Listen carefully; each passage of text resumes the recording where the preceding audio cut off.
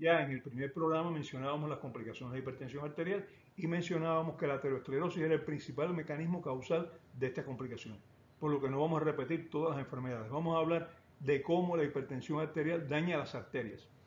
El primer mecanismo de daño es el llamado shear stress, o en español, estrés de cizallamiento. Una cizalla, algo que choca así de lado. La sangre circula en las arterias con lo que se llama flujo laminar, es decir, circula como láminas. Las más cercanas a la pared circulan más lento y las que están en el centro circulan más rápido. Y como es lógico, a mayor velocidad. Cuando una arteria se divide, lo hace la mayor parte de las veces como si fuese una Y. Y esto hace que la sangre que circula por el centro de la parte del área se divida para cada bifurcación y el centro de la corriente de sangre golpea el centro de la división. Al tomar dos caminos diferentes se reorganiza y la sangre que viaja cerca de las paredes se lentece. Además, cuando circula a mayor presión, está golpeando la pared de la arteria con mayor intensidad. Esto es lo que se conoce como shear stress o presión de cizallamiento. Es el mecanismo principal para que la hipertensión arterial produzca aterosclerosis. ¿Por qué? Es un fenómeno físico, está basado en las leyes que estipulan que la velocidad de un cuerpo en movimiento tiene que vencer la resistencia a su avance. En este caso, la sangre que circula cerca de las paredes encuentra más resistencia y la que circula más alejada lo hace rozando una contra otra corriente en movimiento, por lo que estas corrientes en movimiento ejercen menos resistencia. Por eso el flujo central de la sangre bate con fuerza en la división y las láminas que están más cerca de las paredes golpean estas paredes. Se produce un daño mayor donde en los lugares donde la arteria se divide. ¿Por qué? Porque ahí está golpeando con mayor presión, porque la fuerza de la corriente actúa sobre las células endoteliales y con esta fuerza es mayor de la normal, daña las células endoteliales, ya hablábamos de esto, y aparece el distrés endotelial con producción de sustancias vasoconstrictoras, con inflamación local, que es la causa de la aterosclerosis, con acciones locales de respuesta inflamatoria, lo cual empeora la lesión endotelial. Aparece ahí, ya hablamos de inflamación, aparece todo aquello que hablábamos de inflamación en una artritis, también es lo mismo para una arteria que está dañada, que tiene una lesión endotelial. Aparece toda esta inflamación. ¿Esto que hace? Permite el paso de grasa a los tejidos, desde la sangre a los tejidos ahí que están por debajo del endotelio vascular, se deposita esta grasa y entonces empieza todo este fenómeno que es muy extenso y que termina produciendo un endurecimiento en la placa dura, que es la ateroesclerosis. Si la persona además de esto presenta hábito de fumar, tiene trastornos de los lípidos en la sangre, es diabética descontrolada o presenta otros factores favorecedores de aterosclerosis, la lesión es mayor, es más precoz y es más extensa. Y son las complicaciones principales del hipertenso las que están relacionadas con la aterosclerosis. El aumento de la presión sanguínea actúa sobre todas las paredes de las arterias y favorece también que sean más rígidas para defenderse. Esto es evidente en las arteriolas renales que penetran en la unidad funcional de los riñones, la nefrona. Las arteriolas que entran a la nefrona, pues entonces sufren mucha presión. ¿Y qué es lo que hacen ellas? Se van a defender también y van a engrosarse para defenderse.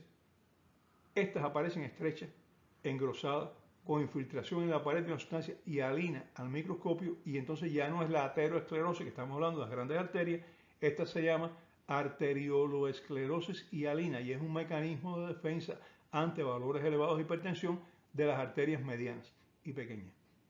Esta lesión aparece en las arteriolas de diferentes tejidos y órganos, en la retina, es base de la lesión que estamos viendo en el fondo de los hipertensos, en los riñones, y en los riñones causa el daño característico de hipertensión con insuficiencia renal crónica.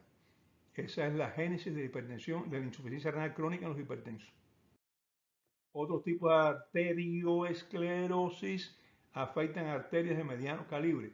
Ya estamos hablamos de más de un tipo, porque arterioesclerosis quiere decir endurecimiento arterial y son varios tipos, no es uno solo. Y ateroesclerosis quiere decir aparición de placas duras en las arterias. Fíjense. Las arterias del ojo sufren de esclerosis, hemorragia y sale exudado de ellas. Es la llamada retinopatía hipertensiva que puede causar pérdida de la visión.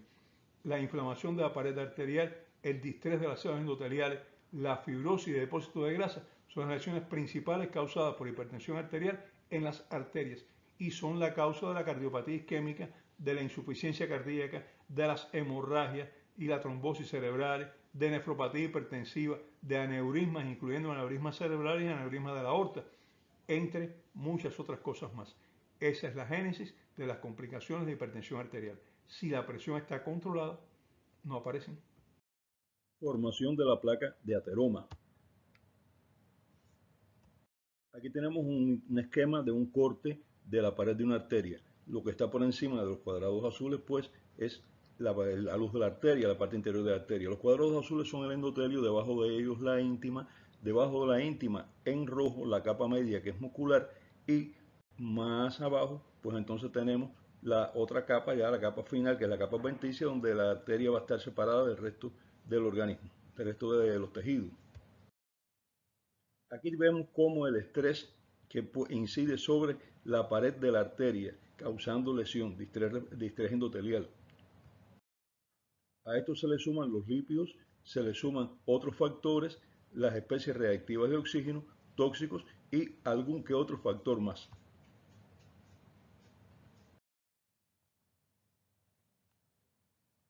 Todo esto causa lesión del endotelio con pérdida de células endoteliales, como pueden ver aquí. Ahora empieza a formarse el acúmulo de grasa, pues, precisamente afectando la íntima y afectando también la capa muscular. Además de eso, depósito de calcio que va a formar la placa dura calcificada, y sobre ella, ¿qué se va a formar? Pues se va a formar el trombo, y ya tenemos ya terminada aquí la formación de una placa de ateroma dura, calcificada y con un trombo arterial situado por encima de ella. Todo esto va a crear una serie de dificultades, por ejemplo, dificultades para circulación, facilidad de trombosis y obstrucción arterial. El tratamiento. Ante todo, el tratamiento no medicamentoso es imprescindible para el control de los hipertensos. Tomar el medicamento prescrito y no modificar hábitos y estilos de vida no consigue resolver el problema. Esto es algo que muchos hipertensos no entienden, y cuando se les pregunta, ¿estás haciendo el tratamiento? Responden, sí doctor, no he dejado de tomar mis medicamentos ni un día, pero siguen fumando, siguen bebiendo alcohol, siguen comiendo con exceso de sal y siguen obesos y sin hacer ejercicio.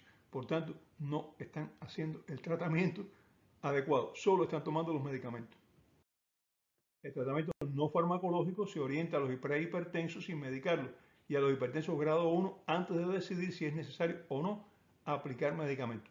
Se orienta a todos los hipertensos, estén o no recibiendo medicamentos. Recuerde, el mejor medicamento, no solo para la hipertensión, para todo, es aquel medicamento que no necesitamos tomar.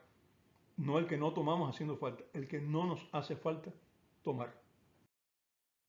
Dieta. Sal. La ingestión de sal en los alimentos es una necesidad del organismo como fuente de sodio.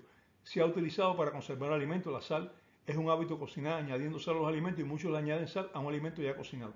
La sal es fuente de sodio y el sodio retiene agua en el organismo. Aumenta el volumen de sangre circulante y facilita la contracción de las arterias, lo que aumenta la resistencia al paso de sangre. Además, recarga de trabajo los riñones que tienen que eliminar más sal por el exceso dietético. Las dietas sin sal no son apetitosas. Por eso debe buscarse un punto intermedio que limite la ingestión de sal, pero sin hacer que los alimentos no sean apetitosos, porque entonces no se come y la persona sigue echándole sal. Evitar alimentos ricos en sodio como refrescos con gas, enlatados, conservas, sazones industriales. Evitar tomar bicarbonato de sodio. Todo eso es necesario para el paciente hipertenso. Se ha observado en estudios que la ingestión de potasio disminuye el riesgo de sufrir de hipertensión. Se recomienda, por tanto, consumir frutas frescas y vegetales. No fumar. Tabaquismo es un factor que produce lesión del endotelio, aumenta el riesgo de padecer de hipertensión y en hipertensión el riesgo de aterosclerosis. Ya hemos hablado bastante de eso. Alcohol, drogas, medicamentos analgésicos y antiinflamatorios. Todo eso, ya hablamos también. Los medicamentos deben tomarse en cantidades limitadas, antiinflamatorios y por tiempo limitado, si la enfermedad que motiva su uso lo permite, sino realizar ajustes en el tratamiento de la hipertensión.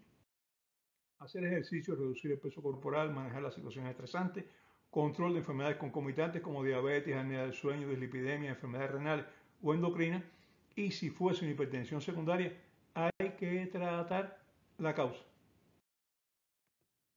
El próximo programa vamos a hablar de medicamentos.